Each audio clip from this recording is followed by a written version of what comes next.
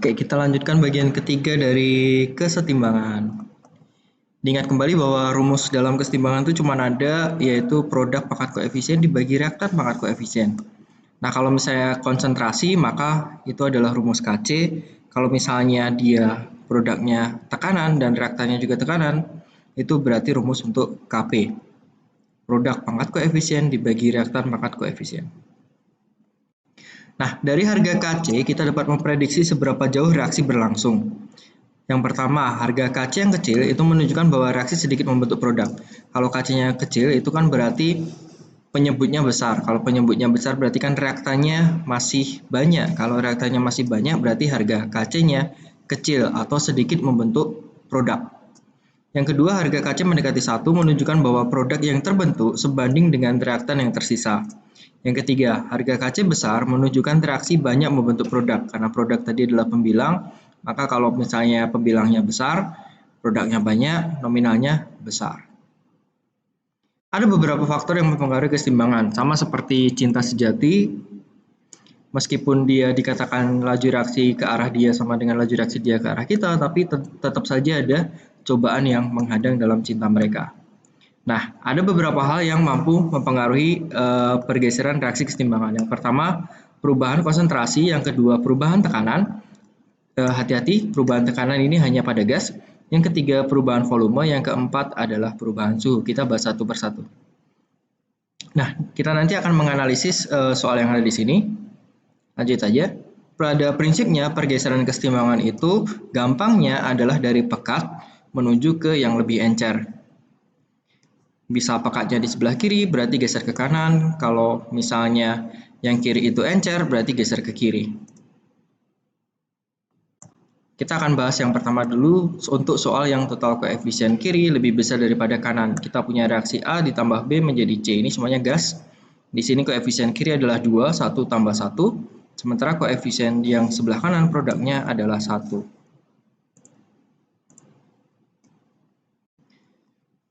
Oke. Tentukan arah pergeseran reaksi di atas jika konsentrasi reaktan bertambah. Kalau konsentrasi reaktan bertambah, reaktan itu A atau B, kita bisa pilih yang mana, bisa pilih A atau B, maka konsentrasi yang sebelah kiri akan bertambah, sementara konsentrasi yang sebelah kanan tetap. Karena itu, yang sebelah kiri akan menjadi lebih pekat karena konsentrasinya bertambah. Maka geser ke kanan. Tentukan arah pergeseran reaksi di atas jika konsentrasi produk bertambah. Produk adalah sesuatu yang ada di sebelah kanan. Produk di sini cuma ada C. Maka bila produk C ditambah, maka yang C bertambah, sementara A dan B tetap. Karena yang C bertambah, maka yang C makin pekat, geser ke kiri. Sementara reaktannya tetap. Konsentrasi produk bertambah, geser ke kiri. Lanjut. Analisis volume total. Berbeda dengan konsentrasi, kalau konsentrasi kita bisa milih apa yang ditambah, tapi kalau volume begitu kita tambah, sebelah kiri akan mengalami penambahan, sebelah kanan juga akan mengalami penambahan. Tapi efeknya berbeda, yang sebelah kiri itu karena koefisiennya totalnya 2 berarti memberikan efek kuadrat, sementara yang sebelah kanan hanya memberikan efek pangkat 1. Tentukan arah pergeseran reaksi di atas jika volume total bertambah. Kalau volume total bertambah, yang kiri akan bertambah lebih banyak, karena koefisiennya 2 atau pangkat 2. Nah, karena yang kiri bertambah lebih banyak daripada yang kanan, kalau volume bertambah, tentu larutan akan semakin encer. Kalau kalian punya susu kental manis, kalian tambahin air, kan volumenya bertambah, berarti makin encer. Karena yang sebelah kiri makin encer, maka kesetimbangan akan bergeser ke kiri saat volume total bertambah untuk kasus ini. Lanjut. Tentukan arah pergeseran reaksi di atas jika volume total berkurang. Kalau volume total berkurang, berarti yang sebelah kiri akan berkurang lebih banyak. Kalau volume air berkurang, tentu saja larutan akan menjadi lebih pekat. Maka akan geser ke kanan. Lanjut, tekanan. Sama dengan volume, tekanan juga akan memberikan efek total. Sebelah kiri akan bertambah pangkat 2, sebelah kanan bertambah pangkat 1. Tentukan arah pergeseran reaksi di atas jika tekanan total bertambah. Tekanan berbanding lurus dengan konsentrasi. Semakin tinggi tekanan, maka konsentrasi semakin pekat. Kalau tekanan bertambah, maka yang kiri akan bertambah lebih banyak, sehingga yang kiri akan menjadi lebih pekat, geser ke kanan. Lanjut.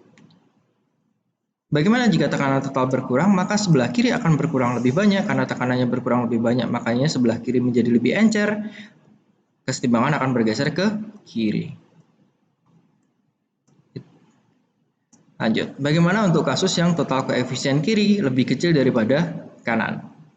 Ini kita punya P ditambah Q. Di sini koefisiennya adalah 1 tambah 1, berarti 2. Sebelah kanan koefisiennya 3. 2 versus 3. Nah, kita lihat di sini. Tentukan arah pergeseran reaksi di atas jika konsentrasi reaktan bertambah. Reaktan itu bisa P, bisa Q, kita bisa pilih salah satu. Kalau reaktan sebelah kiri bertambah, yang sebelah kanan tetap, maka yang sebelah kiri akan menjadi lebih pekat, geser ke kanan. Untuk penambahan konsentrasi, itu apapun koefisien kiri dan kanan, itu tidak perlu dilihat. Tambah kiri, geser kanan, tambah kanan, geser kiri. Untuk konsentrasi seperti itu saja. Lanjut. Kalau misalnya konsentrasi produk bertambah, berarti yang kanan bertambah, yang kiri tetap, maka yang kanan akan menjadi lebih pekat, geser ke kiri. Lanjut. Untuk volume total. Kalau volume total bertambah, berarti yang kanan akan bertambah lebih banyak. Karena volume bertambah, maka makin encer. Makanya geser ke kanan. Bagaimana kalau volume total berkurang? Volume total berkurang, yang sebelah kanan akan berkurang lebih banyak, maka yang sebelah kanan akan lebih pekat, maka pergeseran kesetimbangan akan ke arah kiri. Sekarang tekanan. Untuk tekanan total bertambah, maka yang sebelah kanan akan bertambah lebih banyak, makanya yang sebelah kanan akan menjadi lebih pekat, geser ke kiri. Lanjut. Kalau tekanan total berkurang, maka yang kanan akan berkurang lebih banyak karena berkurang pangkat 3 di sini berkurang pangkat 2. Maka yang kanan berkurang lebih banyak, maka lebih encer, geser ke kanan. Sekarang bagaimana untuk total koefisien kiri sama dengan koefisien kanan? 2 versus 2 dalam kasus ini. Ya. Kalau konsentrasi reaktan bertambah, maka sebelah kiri akan bertambah, sebelah kanan tetap, maka kiri pekat, geser ke kanan. Oke. Kalau konsentrasi produk bertambah, berarti sebelah kanan bertambah, sebelah kiri tetap, maka geser ke kiri. Lanjut. Sekarang untuk analisis volume total. Kalau volume total bertambah, yang sebelah kiri akan bertambah pangkat 2, sebelah kanan akan bertambah pangkat 2. Karena pertambahannya sama, maka tidak memberikan pergeseran kesetimbangan. Hal yang sama juga berlaku saat volume total turun, tekanan total naik, ataupun tekanan total turun. Tidak akan ada pergeseran kesetimbangan karena yang sebelah kiri sama banyaknya dengan yang sebelah kanan pada saat bertambah maupun berkurang. Oke, kita sudah bicara konsentrasi, volume, dan tekanan. Sekarang kita akan belajar tentang perubahan suhu. Nah, di sini ada persamaan reaksi. Cara membacanya adalah reaktan yang ditambahkan panas akan membentuk produk. Kalau suatu reaksi dia membutuhkan panas untuk membentuk produk, maka reaksi tersebut dikatakan sebagai reaksi endotherm. Atau penulisan yang lebih familiar adalah yang di bagian bawah, di mana delta H-nya positif, itu endotherm. Karena ini adalah reaksi bolak-balik, maka sebenarnya ya, kalau reaksi ini reaksi dominan ya, reaksi dominannya adalah reaksi ke arah kanan. Berarti ke arah kanannya itu adalah ngikut ini, endotherm, berarti panah ke kirinya adalah exotherm. Lanjut. Nah, kalau ini cara bacanya adalah reaktan menghasilkan produk dan melepaskan panas. Karena melepaskan panas, maka ini adalah reaksi exotherm. Atau penulisan yang lebih familiar dari kalian adalah delta H sama dengan minus sesuatu. Karena reaksi ke kanannya adalah exotherm, berarti reaksi utamanya adalah exotherm, berarti reaksi ke kanannya adalah exotherm. Reaksi ke kirinya adalah endotherm. Saat suhu dinaikkan, reaksi akan bergeser ke arah endotherm. Kalau suhu diturunkan ke arah exotherm, tapi cukup hafal satu aja, karena yang satunya adalah kebalikan. Saat suhu dinaikkan, reaksi bergeser ke arah endotherm. Contoh, misalnya kita punya reaksi seperti ini. Nah, dari sini bisa kita lihat bahwa delta H-nya negatif, berarti reaksi ke kanannya adalah exotherm, reaksi ke kirinya adalah endotherm. Nah, saat suhu dinaikkan, reaksi akan bergeser ke arah endotherm, maka pada kasus ini reaksi akan bergeser ke arah kiri. Contoh lain, kita lihat di sini adalah reaksi endotherm. Berarti arah panah ke kanannya adalah endotherm, arah panah ke kirinya adalah exotherm. Berarti kalau suhu dinaikkan, reaksi akan bergeser ke arah kanan. Satu-satunya yang dapat merubah harga kesetimbangan adalah suhu. Jadi cara kerja suhu ini sedikit berbeda dengan cara kerja konsentrasi, volume, ataupun tekanan.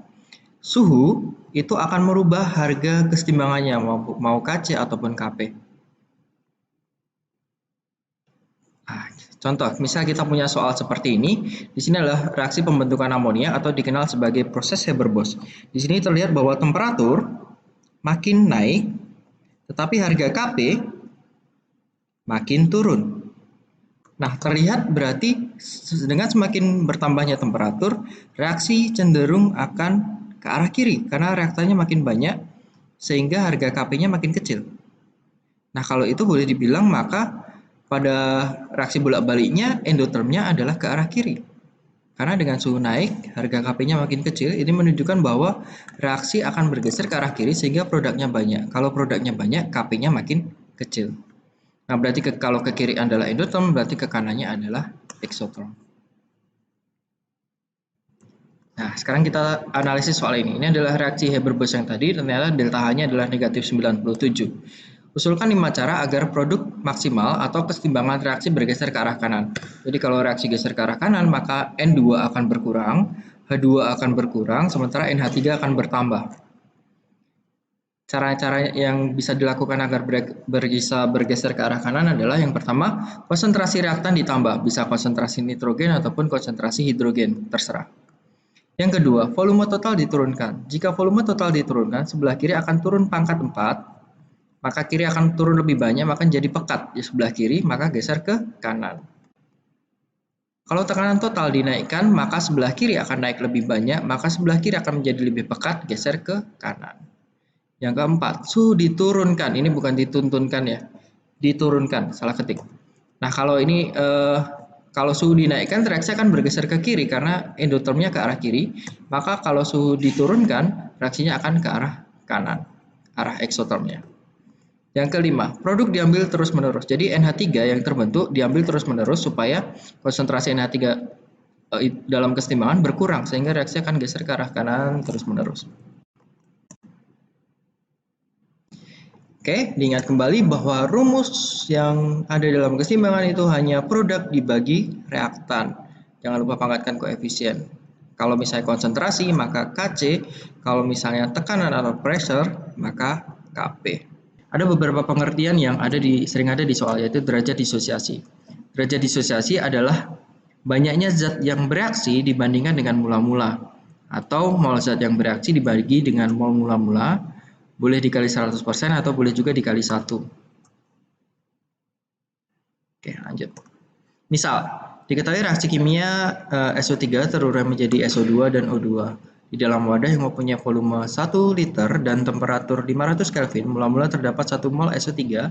Jika dalam keseimbangan masih bersisa 0,3 mol SO2, maka berapa derajat disosiasi SO3? Berapa nilai Kc? Ingat, tips pada saat mengerjakan soal kesetimbangan adalah lebih baik jangan baca soal terlebih dahulu. Kalian tulis reaksinya, lalu siapkan kolom MRS, baru baca soal. Oke, menghemat energi. Nah, diketahui mol SO3 adalah 1, berarti kita masukkan aja. SO3-nya mula-mula adalah 1 mol. Jika dalam kesetimbangan masih bersisa 0,3 mol SO3, berarti di sisa adalah 0,3. Dari sini kita bisa tahu yang bereaksi berapa. Tinggal 1 dikurang 0,3, yaitu 0,7. Kalau di sini 0,7, maka yang sebelah sini 0,7, dan di sini 0,35. 2 banding 2 banding 1. Ingat, mol zat yang bereaksi sebanding dengan koefisien. 2 banding 2 banding 1. 2 banding 2 banding 1. Nah, maka di sini yang terbentuk 0,7, di sini 0,35. Nah, di sini terlihat bahwa yang bereaksi adalah 0,7, mula-mulanya adalah 1, berarti derajat disosiasinya adalah 0,7 dibagi 1 dikali dengan 100, yaitu 70% derajat disosiasinya. Berapa nilai Kc-nya? Berarti tinggal kita masukkan ini ya, 0,7 kuadrat dikali 0,35 dibagi 0,3 kuadrat. Konsentrasi SO3 kuadrat kali O2 pangkat 1 per konsentrasi SO3 pangkat 2. Kita masukkan 0,7 kuadrat, bla bla bla. Ketemu jawabannya 0,5716. Oke, sampai di sini dulu video yang ketiga. Bye-bye.